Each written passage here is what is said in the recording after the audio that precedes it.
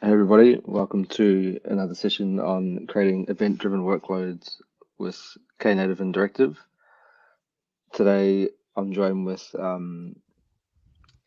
Jens and William. Would you like to please introduce yourself? All right, maybe I start. Yeah. Yeah, my name is Jens. I'm a co-founder of Direktiv, a workflow automation tool.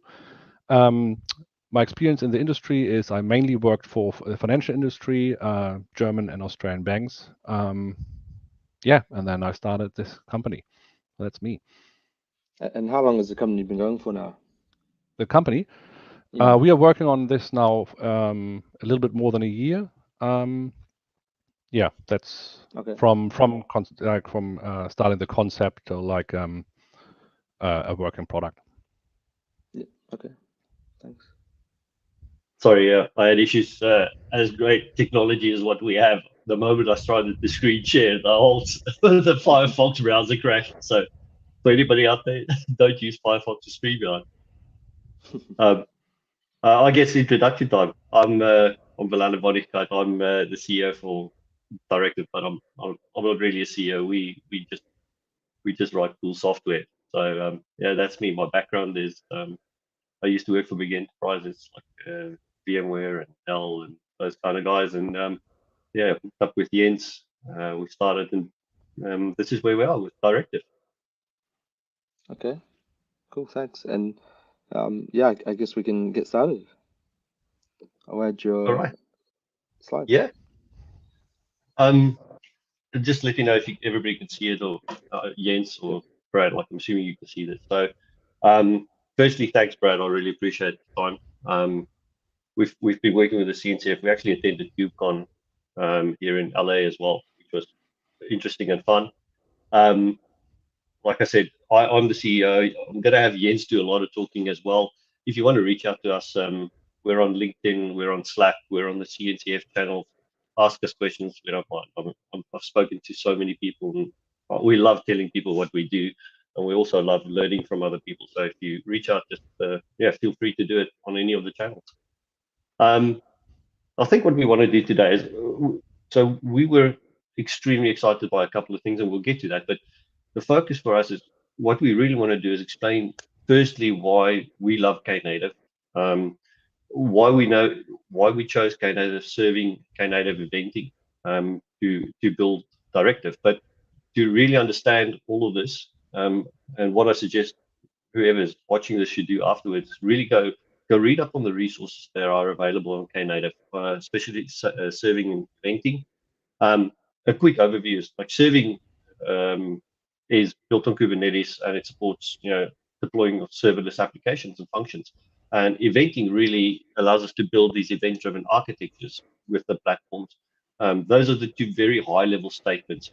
But as we dig in, and we won't dig into like super technical depth today, but hopefully after the session you'll understand why we think these two components of Knative are super important moving forward.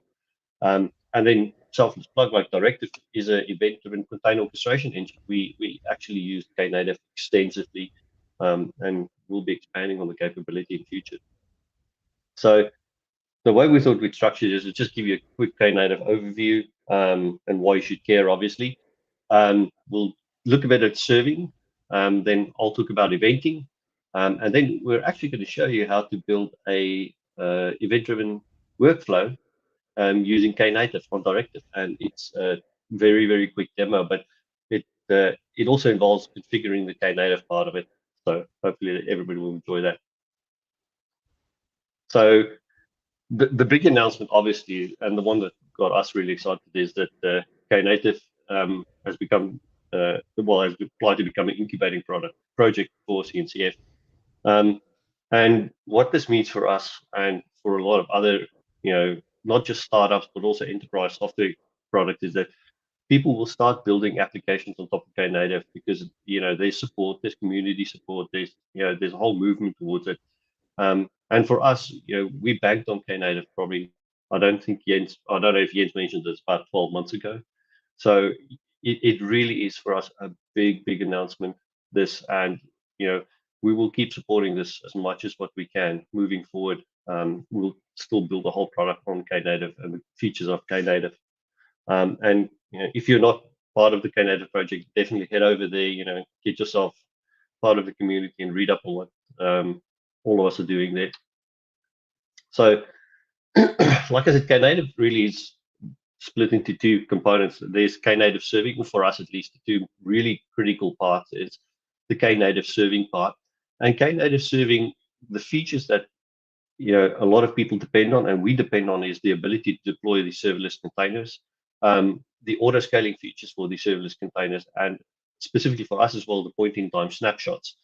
But serving really is about the serverless components of all of this.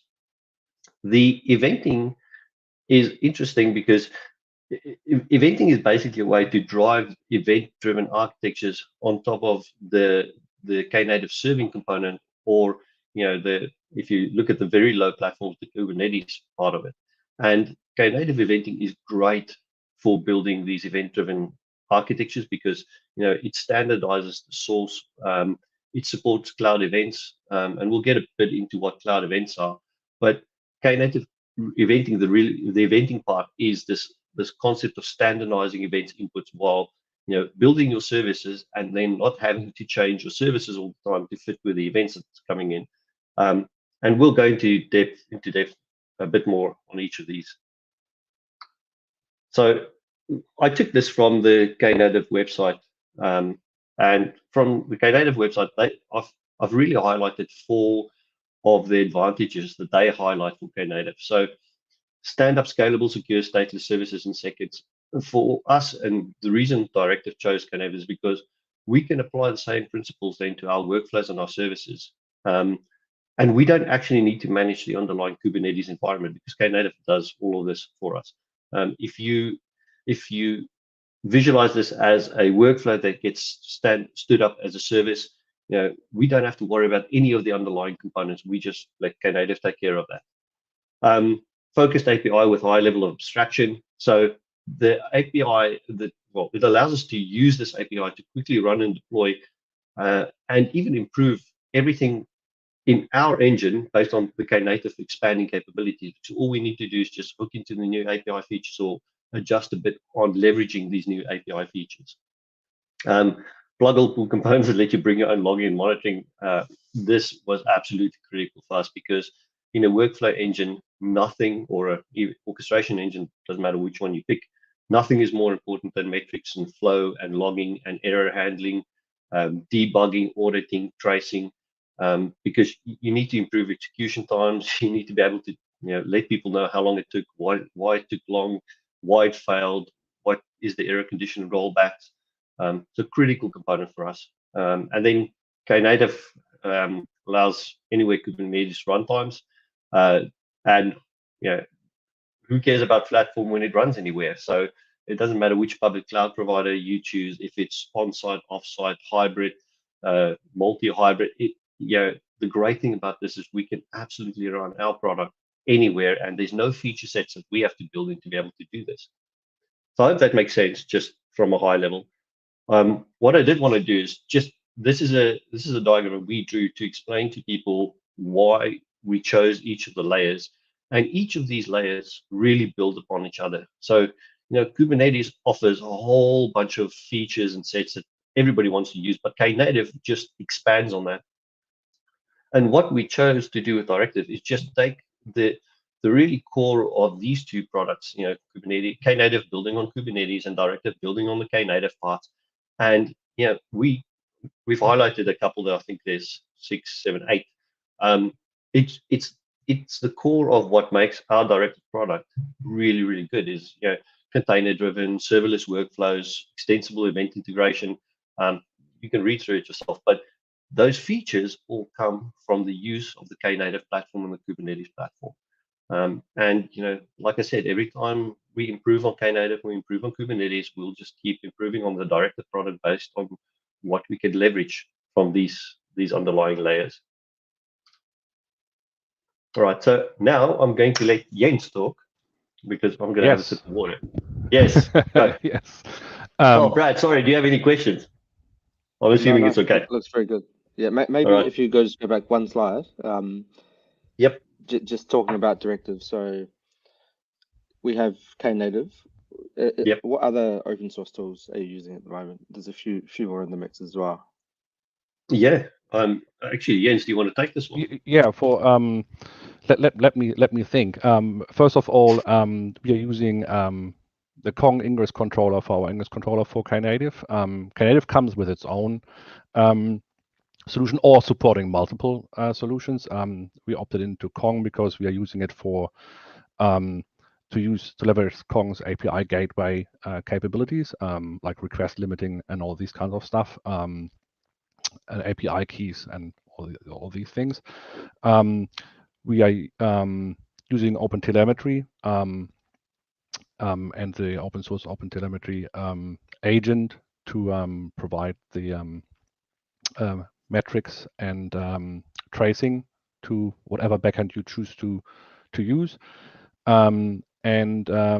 Like default setting is using Linkerd to secure the network between the components, so between directive components as well as the communication between the ingress and the Knative ports. By default, it's basically plain text communication, but Linkerd is a super easy kind of open source tool to install with Knative, and it automatically does mutual TLS between the components and, of course, encrypting the communication.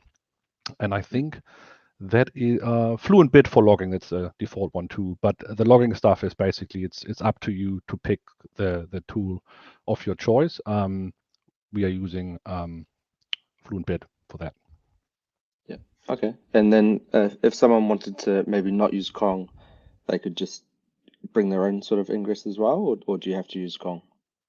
That is no, you don't have to use Kong. You can use whatever you like. We're not relying on a feature of the ingress controller. It's just the default. If you just use our Docker image on the GitHub page, we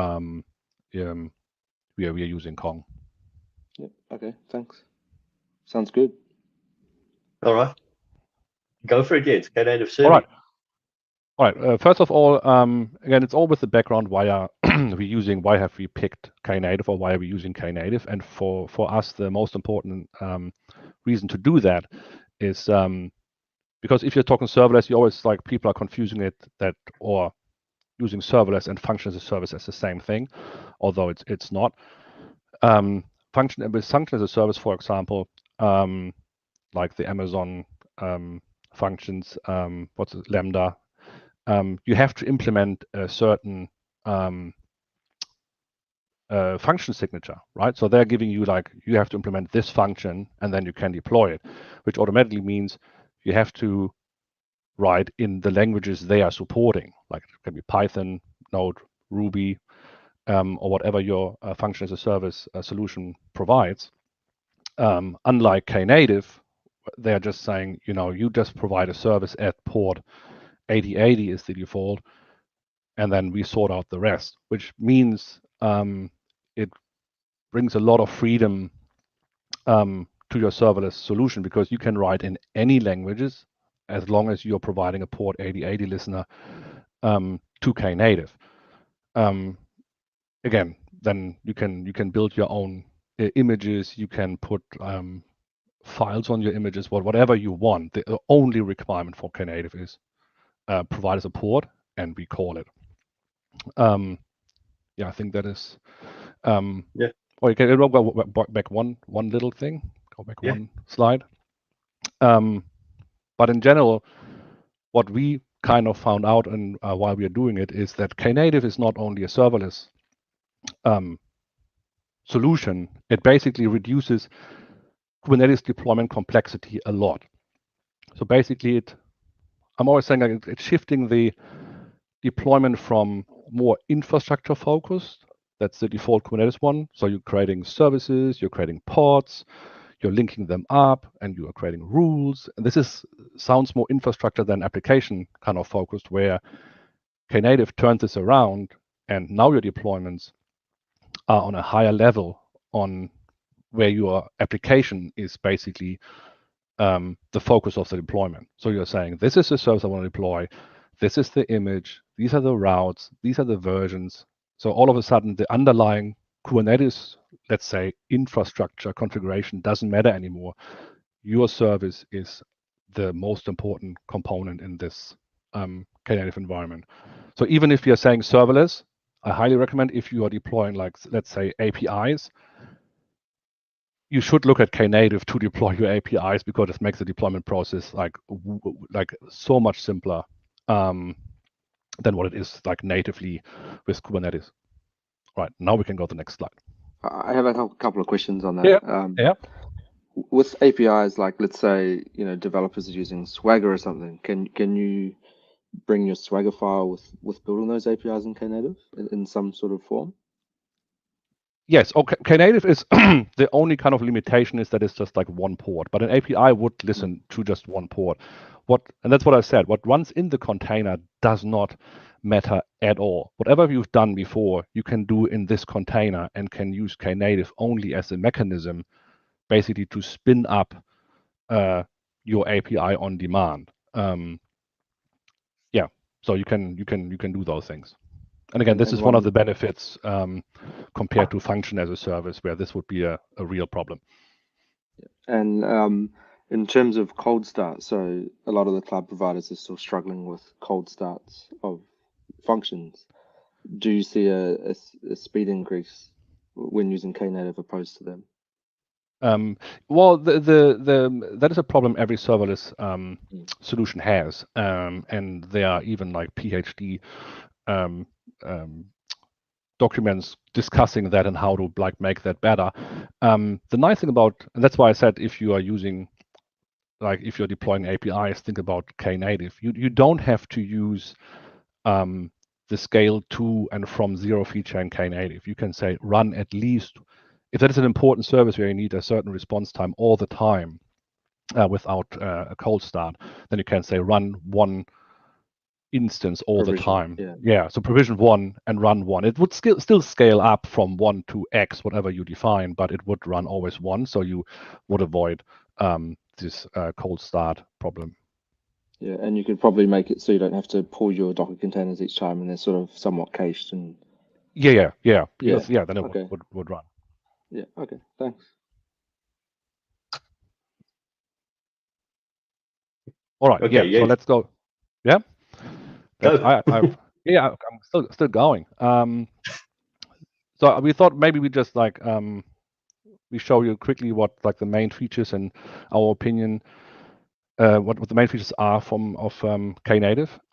One thing that was important for us, maybe not for other people, is that it supports multi-container. So again, unlike function as a service, your solution doesn't have to be like one container and then that's it. And you have to put like logging again in and everything like boilerplate solutions into your container. You can still separate concerns here. So you can have your container with your example with the API, which provides the API to whatever consumer it's using, and then you have a second container which does the logging for you, or the to fetch the logs and then push it to your logging solution. And then you could have a third one, which that's, for example, what we are doing, which starts the OpenTelemetry agent, where your container could send the tracing information to. And this is very interesting because, again, you don't go back to, how can I say it, monolithic microservices. So you put everything back into one container again. You can still, again, separate them in different containers. And when like the request of Knative request hits your service, it would start all these containers, and yeah, the solution would be still nicely separated. I never thought of that. That's very cool. This is this is a very important feature for us, because the whole sidecar approach can be used. So again, that's what I said. I can only repeat myself. Look at Knative if you want to deploy something, because you don't whatever you have now as a deployment approach, you don't have to change. It's just the deployment procedure, but not the components you're deploying. Then we have scale from to 0. I mean, that goes without saying, right? With with serverless. Except that what I mentioned before, you have the option to say run at least X instances to avoid this cold start problem. Then another interesting feature, I think, is that you can decide if your service you're deploying is a local cluster service only, so only used internally, or if it needs to use the external ingress and as an external facing service for the world. Yeah, we are, for example, internally using only the local cluster ones because it's consumed by internal services. So that's for some people interesting. Another, what I mentioned before as well, is that we have, or Knative has auto scaling by default. It comes with basically two solutions. You can use their own one called KPA, which is pretty much around requests. So how many, so it scales depending on how many simultaneously requests you have, what is the maximum, should they be queued, and all these kind of questions. But you can switch to the original kind of Kubernetes one too, which is then more what Kubernetes is using, more the CPU memory kind of based autoscaler. So whatever is required for your solution, you can pick one of those. It's just important to mention that the scale to 0 is not working with HPA. That only works with solution where you want to run at least one instance. And yeah, these days, the next one is very, very interesting too, because this whole red-green deployment kind of thing is very important these days. So yeah, approach. So before you deploy new services, and that's what I said when that Knative puts your application in the center of the attention and is the first-class citizen. You define your service, and then the routes to your service are basically decoupled, which enables Knative to do traffic splitting based on multiple attributes. So you can do header-based. So if a request comes in with a certain header, you can route it to one of your services or one of the revisions of a service. You can do it fractional, so by percentage, you can say 20% are going to the new revision, 80% going to the old one, and then basically replace the old service over time. Or you can do it named. So you can give, like, you call your route version 2, and you deploy it, and then you get a new route for this service. So you can test it before you then basically swap the services out, if that makes sense. Then, yeah, service versioning, I think I just mentioned it, like with the previous bullet point. Basically, as soon as you change a service, Knative takes basically a snapshot of your service, and you can basically roll back or again use it for traffic splitting, and then can deploy, can route the traffic to the new or the old version. Yeah, and the last bullet point. This is, I think, just important for a minority of the people. How the service looks like when you define them. It's a subset of the Kubernetes pod spec. So you can still use metadata and add metadata to your services, and then use them to query it, use it for logging. So this enables, again, to use all the tools you're already using. Yeah, if you're using, for example, the metadata to tag your logs or your alerts. Any questions? Okay. No, all good. All right. All right. Okay. And this is just, I mean, you see a demo later. Will show you a demo later. This is just a translation how we use it. So basically, the main entity is the service. And as you can see in this graphic is taken from the Knative web page, by the way. Is so with the service you have a configuration, and every time you change the configuration, Knative creates a new revision of that service, and then you have, as I said, the route detached, and you can create as many routes as you want pointing to different revisions based on certain attributes like percentage, header, or the tag I mentioned. And this is how it's translated into our engine. This is how we are using it. Yeah, I just want to, like, maybe Jens is underselling what they did over here, because what it allows us to do, Brad, is we have multiple revisions of a service that we create. So let's say we've got a V11 tag for our container, we then update it, we get V12 tag for the container, but the workflow stays the same. We have the ability to split the traffic then between the V12 and the V11 and V12 container tags, 50-50, 60-40, however you want to do it. And then as you verify that everything's working, you can slowly roll over the data, the traffic from one instance to the next instance. So you basically have this like not very fluid migration process, and it's just because of Knative, the Knative serving components.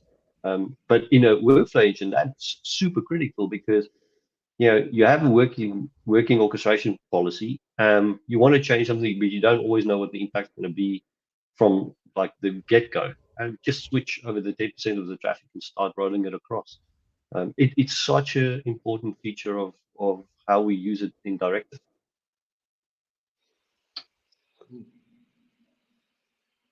Okay, and I don't even think Jens needs to explain a lot on this. No, not really, to be honest. So we split up our solution into surprise in smaller services. So we've got the flow engine, which is responsible for running actually your orchestration policies, and then we have the function engine, which is something we wrote to manage Knative serving for you. Our solution tries to abstract Knative serving even more. So you basically don't care anymore. What I've described before or explained before is what we are using internally. So when you are saying run this image in this orchestration policy, then this function engine is basically managing Knative for you. It creates the revision, it manages the revision, it cleans them up if it has to. So the only thing what the user does is only basically providing an app listening to port 8080 and responding to the request. And I think that's all you can say really to this diagram after all I've explained. Any questions, Brad? Anyone else? All good. All right, let's go into eventing. Eventing is the most boring part of it, but before we get into eventing, what we do need to just talk about is something that very few people are talking about, but we don't understand why, because it's amazing. We use cloud events, and for those people that don't know what cloud events are, it's just a specification of describing event data in a common way. And I know I read that, but there's no better way to put this. The two examples you have in there is the cloud event specification. I think it's 1.0 from the website, and it allows us to not only configure Direktiv to have like a common understanding for events being transported between different components in the environment, but it's also, the hope is that cloud events gets adopted, by everybody, and that this becomes the de facto standard for, sending events to systems, generating events from systems. And it's such a simple specification to understand, but Knative obviously uses it a lot in the Knative eventing part, and as we go through it, I'll explain why. But if you have a chance, go read up on cloud events. It is amazing. Well, I love it. I think everybody else will love it as well. So I think it's solving some good problems, isn't it? And if you think traditionally, back when you're running integrations to everything, so a lot of, like, especially in DevOps tools, they can talk to each other now through cloud events, and you don't have to write an integration on both sides just so they can talk. So that's exactly, and it's not just the hope is in future, and it's a bit of a selfish hope, but I don't think it's impossible. Is that we've got things like legacy SNMP traps from networking infrastructure. Then you have if all these specifications, and SNMP is complex. I've worked my whole life on SNMP as well, but to have something like that being replaced by a standardized common set of events means we can tie infrastructure events, we can tie application events, we can tie integration events, we can tie API events. Like everything can be tied together in like a common subset. And once you have that, then if all of us start speaking the same language, it's gonna be a really easy time talking to each other. It's the same principle. And so we really hope.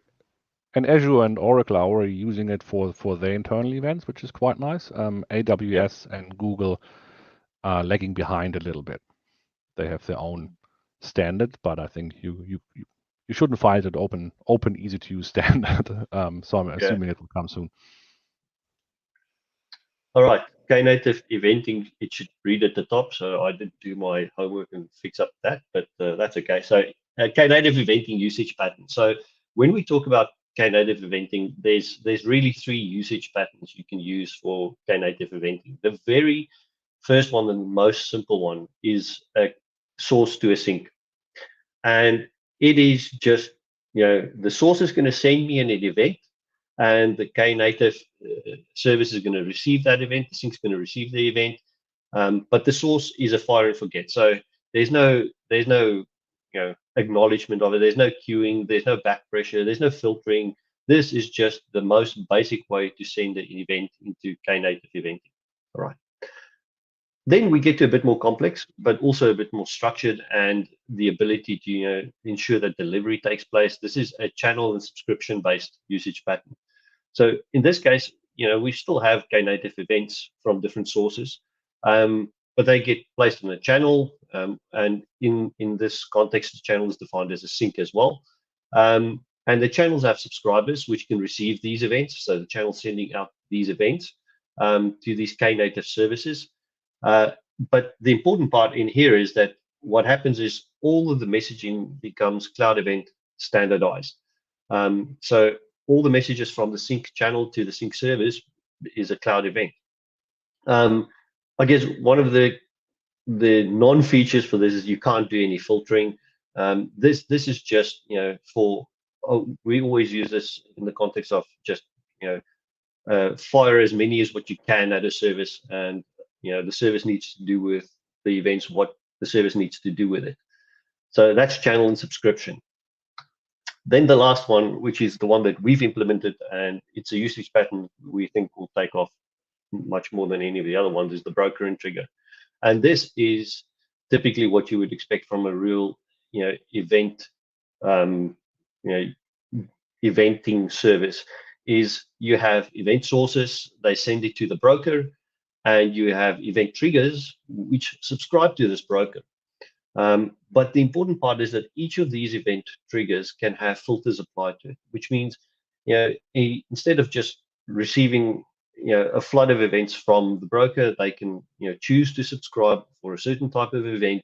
And in the little demo that we run after this, you'll see that I subscribe to very specific event, and then I'm going to do another one where I subscribe to all events. And this for us is the way the filters that we apply is also, it's all cloud event based filters. So it's the attributes from the cloud events. And if we go back to the specification, you can see that these attributes are very, very simple. You can have type source. You can also use data attributes.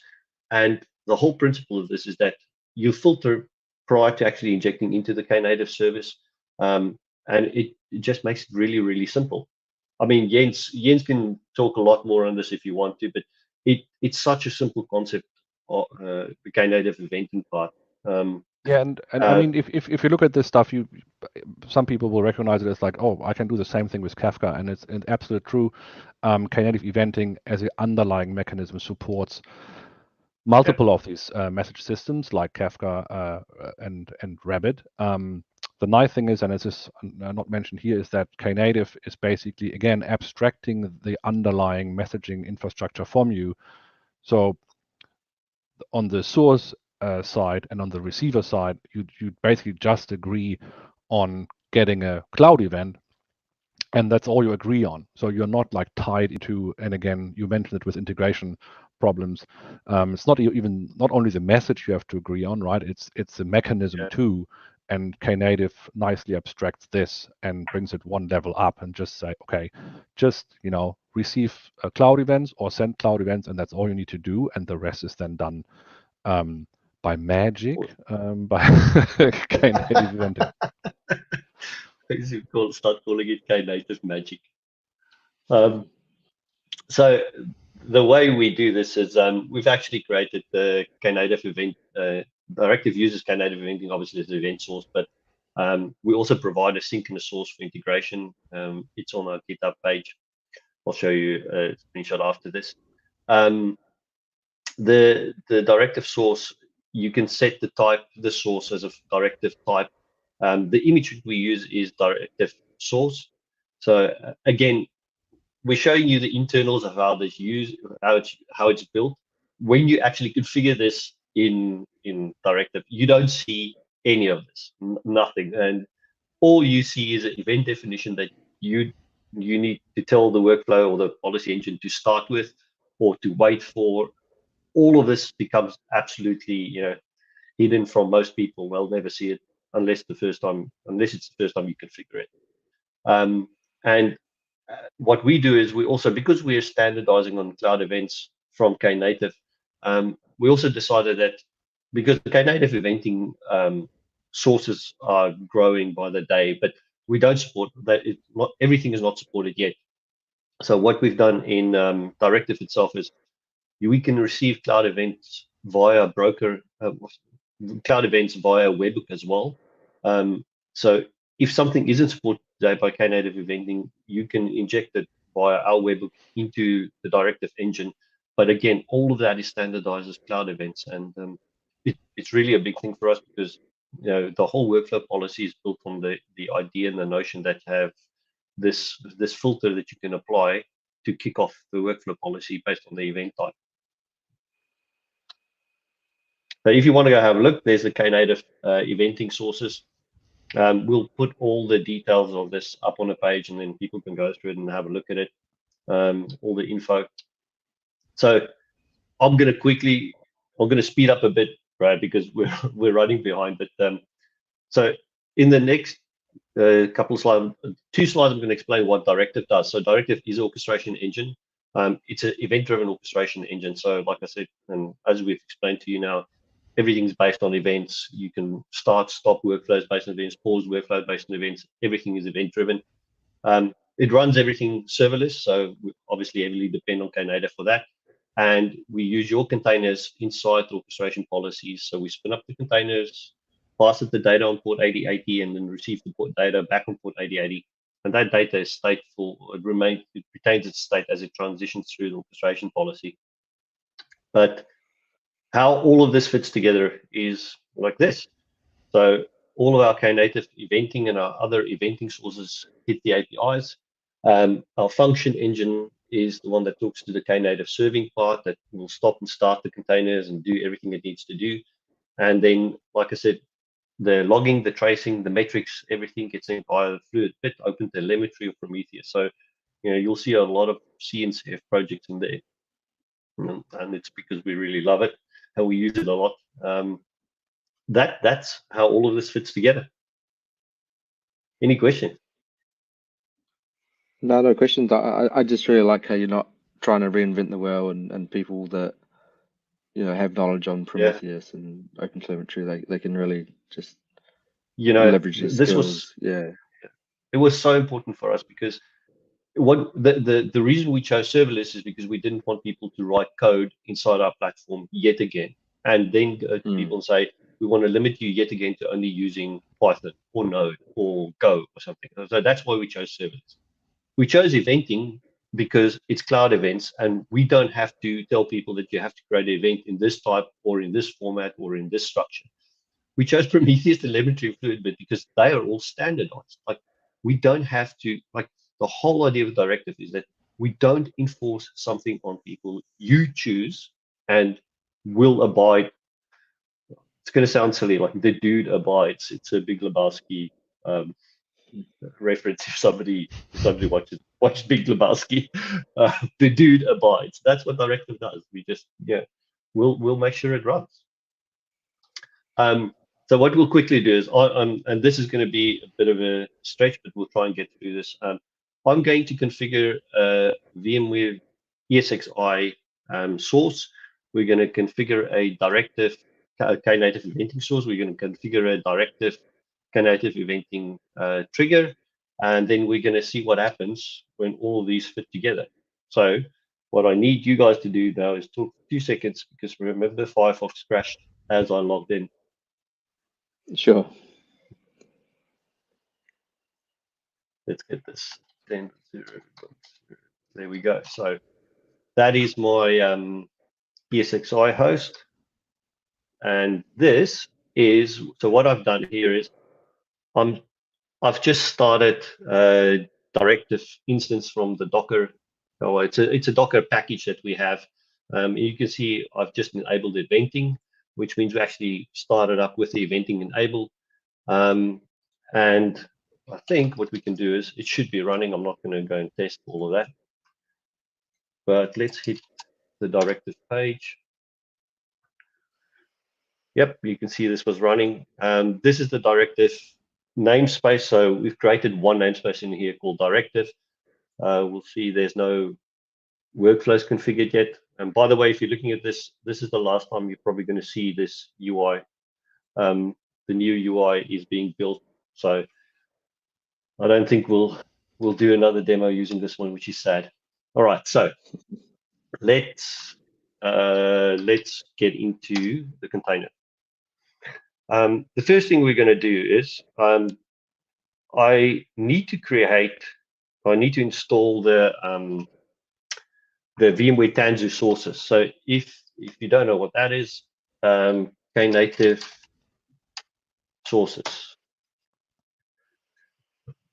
In the Knative eventing sources, if you scroll right down to the bottom, we have one for VMware.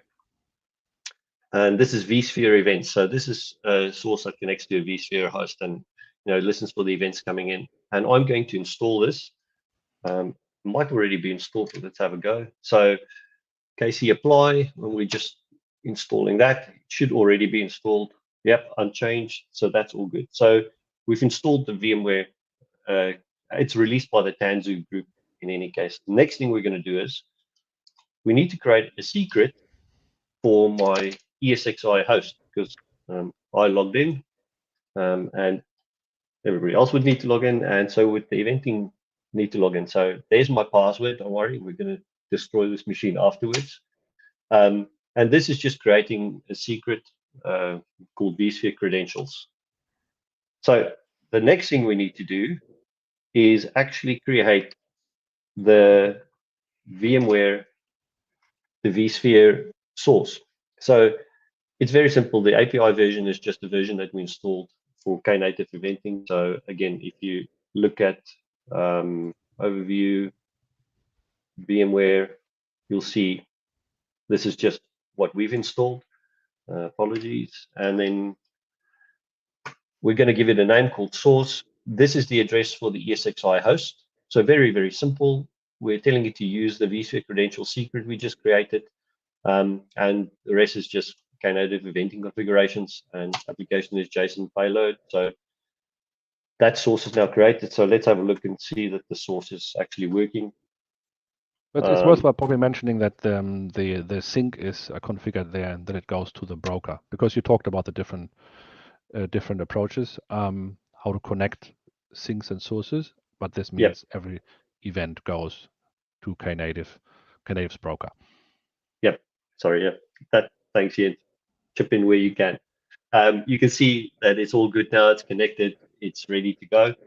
So what we need to do next is tell Knative where to send my events to. Well, we need to subscribe directive actually to the broker. So again, just kubectl apply. And what we're doing is we're creating a trigger. Like I said, if we go back to the deck just to refresh everybody's memory, this is what we're looking at. We're creating this trigger now. So let's create the trigger. And in this case, I'm going to filter on com VMware vSphere VM starting event. So only send me or only subscribe to start events for virtual machines. So the trigger has been created, and this should be up and running. We can check. Sorry, And I'm as well, you copying can paste. see the. Are you mentioning the consumer later on? Because it's just to understand that this is a trigger, but the subscriber is actually the directive eventing That's right. part. Yep. So this is an easy to understand that there's like a source, and then there's a broker, and then there's a subscriber. That's the subscriber, Yes. which is this Yeah. directive, which is running inside. That's why we had the eventing environment. It was eventing true because we have the subscriber listening as well. Right. So let's do something. Let's build a workflow. Actually, we'll call it print event. Print event. We're going to create a workflow, and I have a little workflow that does absolutely nothing except act upon an event. So what are we telling Directive to do? This workflow only can start based on an event. The event type we're waiting for is com starting event, and then we're just going to print the event details. So if we save that, that means in our Explorer, you'll see print event, and we're going to hit the dashboard. I won't hit it just yet. Let's start a virtual machine. So VM started, print event has been triggered, and if you go and have a look, this is the event details coming in. So it is a very, very, very simple demo, but as you can see, all of this is now standardized as cloud events, and we can use all the data that we receive in here in the workflow orchestration policy. I mean, we can kick off in the larger demo. We actually kick off. Let me just go back there. We kick off Power CLI containers to go and manage the virtual machine. It was just a silly little demo we did for a Medium article, but it actually really, really, really works well. And what you can do is also build workflows that pause and wait for different events. So we're going to do one more. So let's delete the trigger again.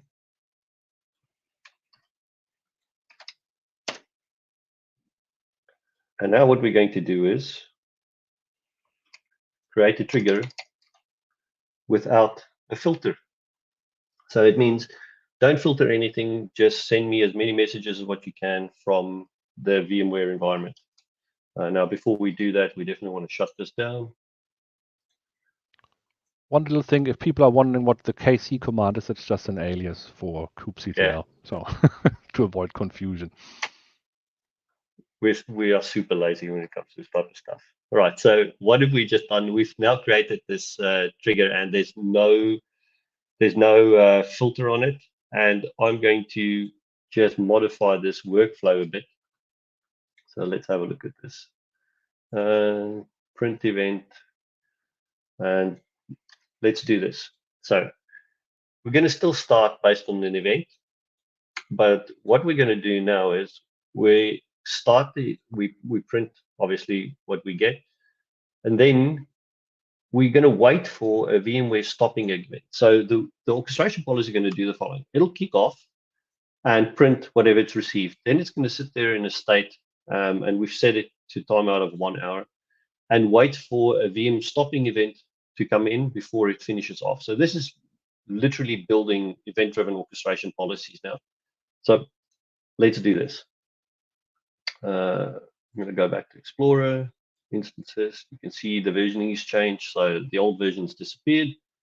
And let's start this. Go back to dashboard, print event. And now you can see the workflows in this pause state. If you click on it, you can see it's at the point now where it says waiting for event.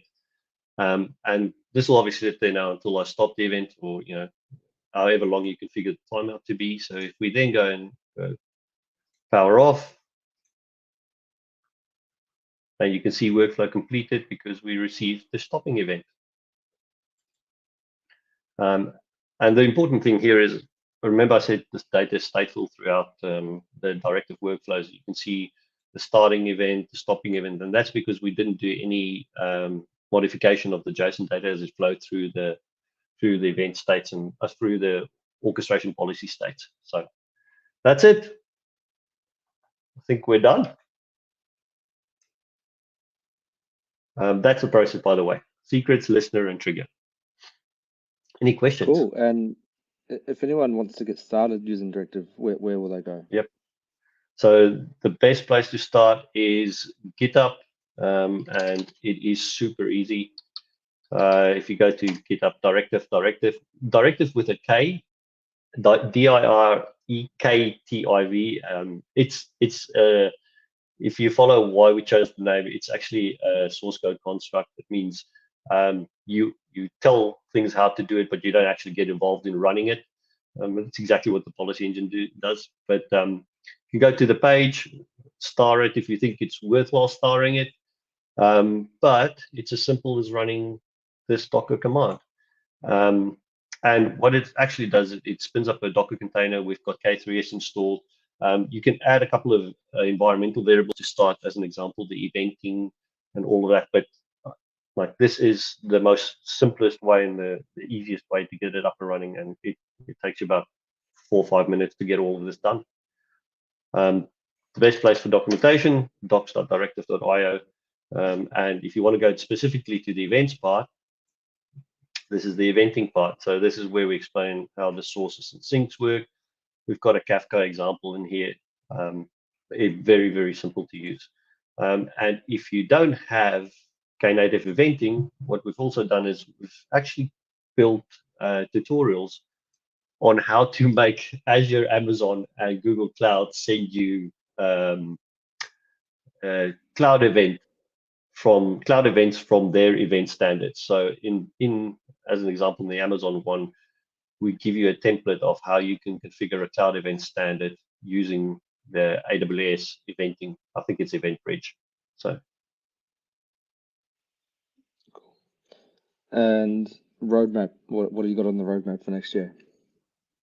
The big ticket on the roadmap is the UI, the new user interface. If you have a look at it on Twitter, we've just done the first demo of the new UI. There's a couple of other, I mean, Jens, do you want to go through the roadmap items, just high level?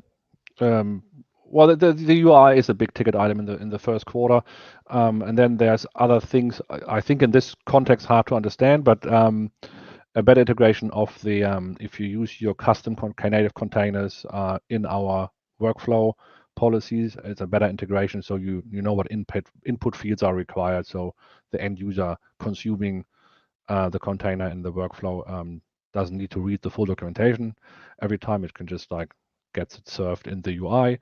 Knative wise, it's interesting at the moment. We are providing or we are now shielding from an already simple process in Knative and do the Knative stuff for you. One of the interesting things for people who still absolutely love YAML is we will provide a webhook where you can deploy your Knative services with examples on the Knative page, and then we enrich with the webhook what we need to consume then in our solution. I think that's the Q1 stuff being on the plate. Okay. Yep.